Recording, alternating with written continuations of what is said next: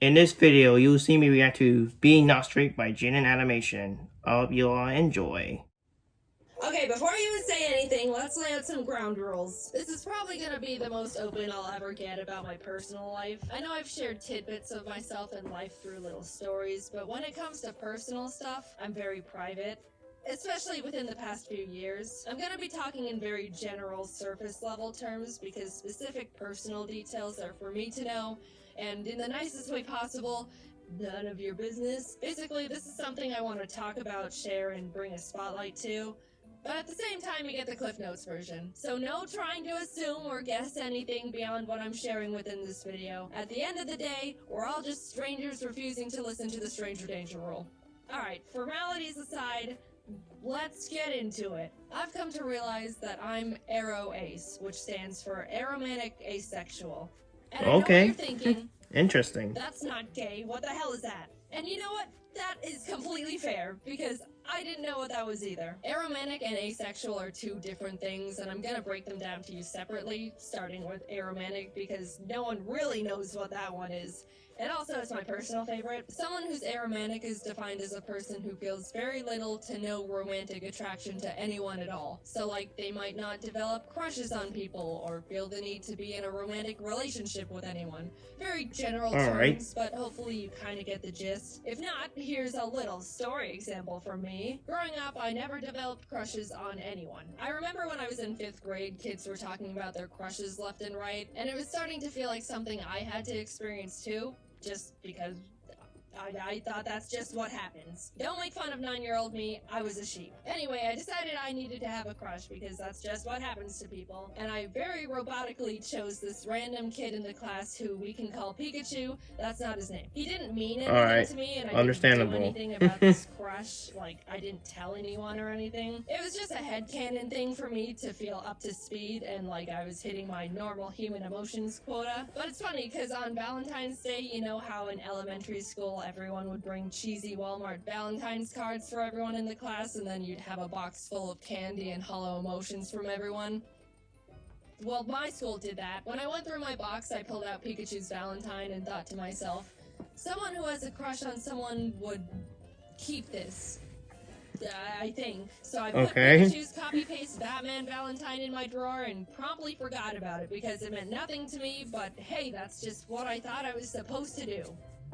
Man, I'm so good at this. Then like a year or so later when my mom was going through my room, she pulled out the card and was like, why do you have this? And I was like, honestly, I have no idea. Years passed, I entered junior high and thought to myself, alright, this is the time where people start developing crushes and then do something about it. Like get into relationships or something. So I was like preparing to be interested in people. On the first day of school, I scoped out the room to see if there was anyone that I thought looked like someone I could develop a crush on. And this was when classes started being divided up into periods, so there were like 6 batches of people I sifted through. But no one caught my eye. I see. Thought, man, unlucky. Went through the whole school year, next year rolled around, classes changed, I did the same potentials crush scoping again, and the same thing happened. I wasn't drawn to anyone at all. Man, unlucky again. Every year I thought something would change, especially going into high school when people started actually hitting puberty and were getting conventionally attractive. But my entire school life, grades kindergarten to senior year, which I'm pretty sure is like 13 years, I wasn't interested in a single person throughout any of it. And what's funny was I was thinking, man, what's the deal?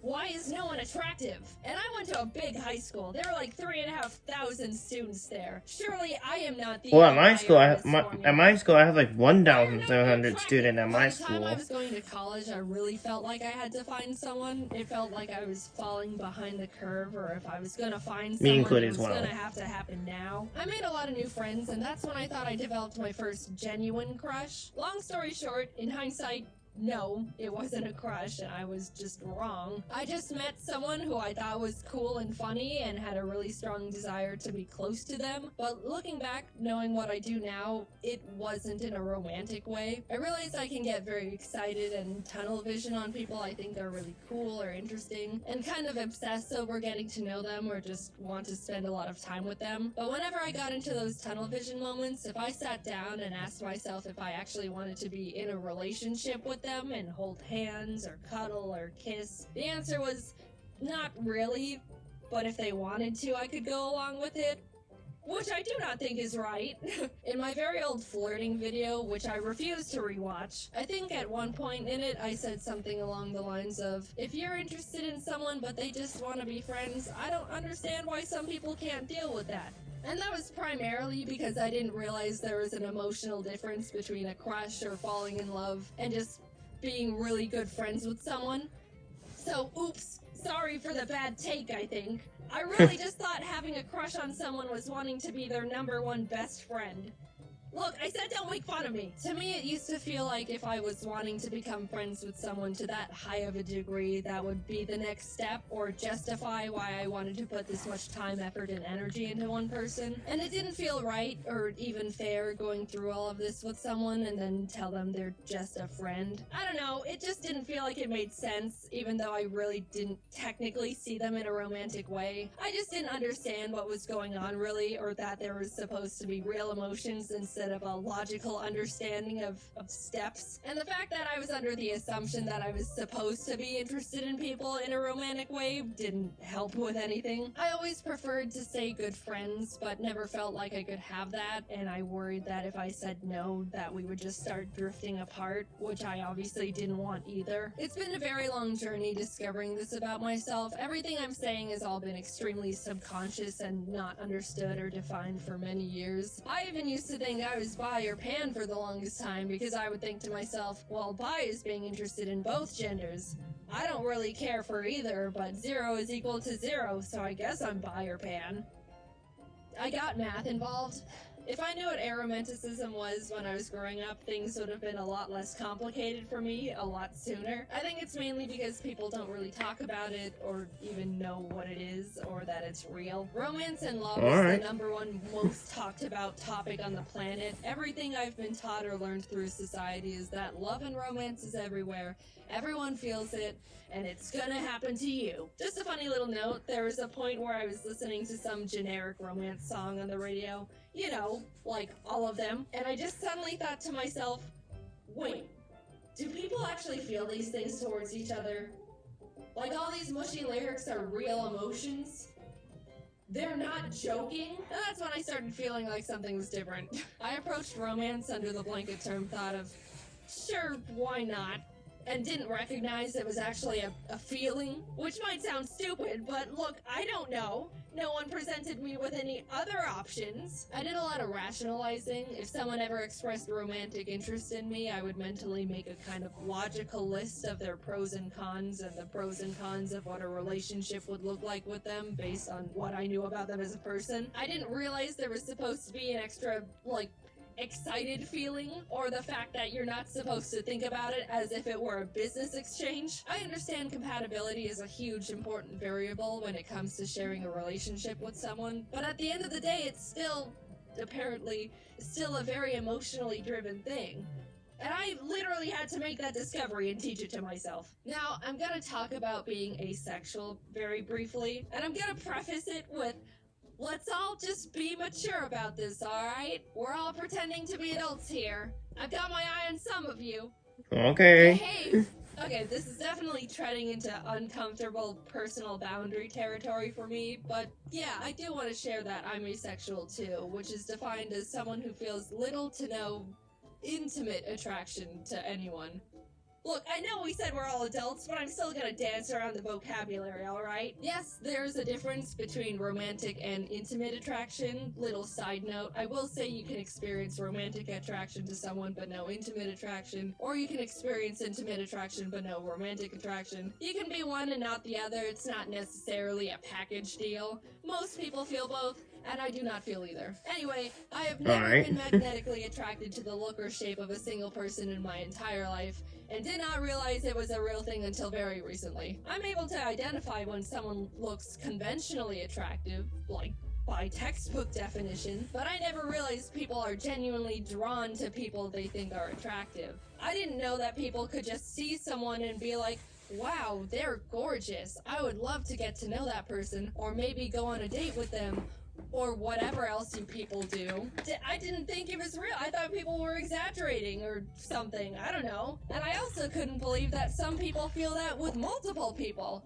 Or like celebrities, which sounds absolutely exhausting. It ties back to when I was in school, like looking around for people to like. It makes sense now that no one caught my eye because that doesn't happen to me. I was just wasting my time for 13 years. I feel like such a fool. Now, there's an easy assumption to make about asexual people and that they all have zero interest in being intimate with anyone at all, which actually isn't true. Some of them are genuinely turned off by it, and some aren't. Some reasons would be that they just don't mind it, or they want to make their partner happy, or enjoy the emotional closeness of it. There's a million different reasons and a million different people. Am I sharing what kind of a people I am? Nope. And you don't know me personally enough in the slightest to be able to try and parasocially analyze where I stand on that spectrum. I'm just here to say I am this. We are moving on. When I stumbled onto the term aroace and started realizing I fall into that category, it helped me feel much more confident and sure of myself. I've read a lot about how people say they felt broken or that something was wrong with them.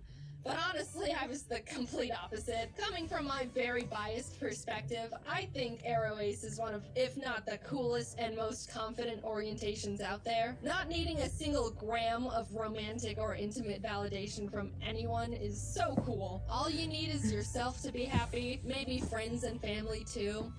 And birds. The more I came to terms with the fact I'm aroace, the more empowered and capable I felt.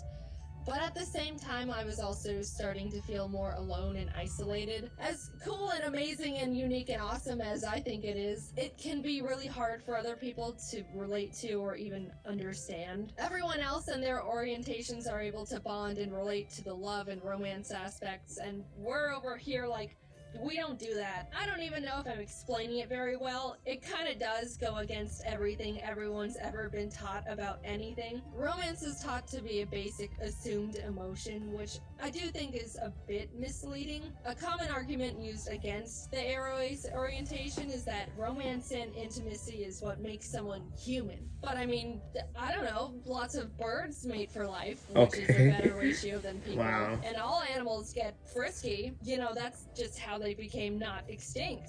It's not an exclusive to humans thing. If I were to guess, I would assume the thing that makes someone human is basic empathy. Like, I'm not an emotionless monster. I can still love people. I love my family and my pets, just platonically. And I would hope that you're the same. I just don't experience romantic love, which, I don't know, I don't think that's harming anyone. Definitely not me.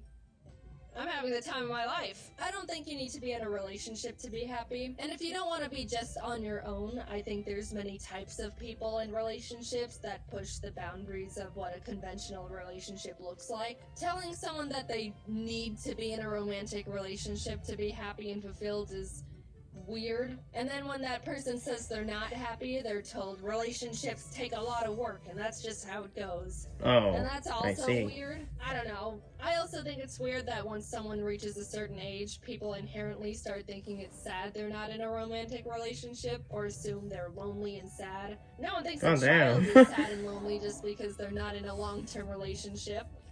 I don't know. I don't get it. And I also think I'm rambling. At the end of the day, it's all very complicated to talk about these things, especially because I don't know the feelings I'm supposed to be feeling, let alone talk about. I just know for me, the terms aromantic and asexual are able to articulate things I was subconsciously feeling and thinking before I even realized I was feeling and thinking them. I don't plan on talking about this very much, if at all, ever again. I just want to play my silly little video games, maybe tell a story here or there. But I wanted to bring the orientations to the surface and try to get more representation out there because I thought if I could help more people become more aware of this, then that would be awesome. I was confused as hell for a while and could have used something like this. It's a real thing. You don't have to feel any sort of romance or whatever to be considered a real person. Personally, I think it's really cool and badass. And don't be afraid to look more into aromanticism or asexualism if any of what I said in this video resonated with you to any degree. Like I said, this is all very surface level stuff. They're both much larger spectrums than you'd think, and maybe you fall under some umbrella category with them. I don't know, or not. Either way, this has all been my personal experience with this stuff. Is there more for me to figure out within it? Yeah, I'm pretty sure there is. It can get pretty complicated and confusing. Haha, awesome. Will I be sharing any of that with you? Nope, no way. This is all you get. Hope you can understand Alright. even just a little of what I talked about. And if not, that's totally fine. I just hope you can be nice. Thanks for listening. I never really intended on making this video because I haven't really felt a strong urge to, like, I don't like using this phrase for myself, but come out. But I did end up wanting to make the video to make people more aware of this stuff because I think it's important, and someone has to. There's not really that many people doing it right now. Anyway, yeah, just moving forward, I guess. See you later. Okay, before you... Anyway, guys, hope you enjoy it. I'll check you all later. Peace out.